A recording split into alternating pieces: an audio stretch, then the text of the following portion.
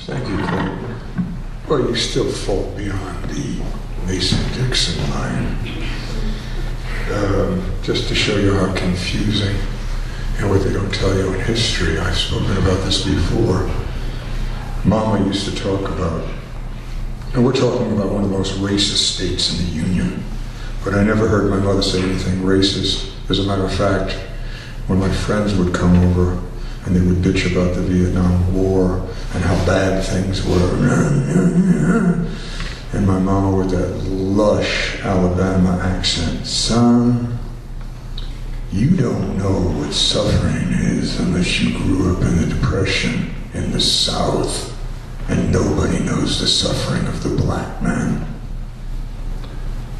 My great-great-grandfather on my mother's side, Rufus, it was the free counting of Winston, Alabama, that was against the war.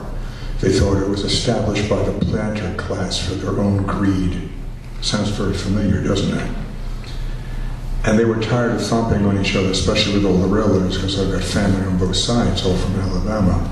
As strange and Kafkaesque as this sounds, Rufus was in the 1st Alabama Cavalry Regiment and fought for the North. Very strange.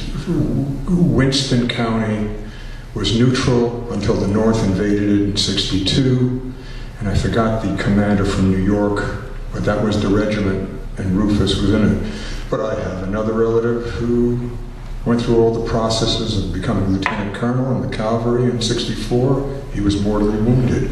Both sides, a horrible conflagration, all for greed.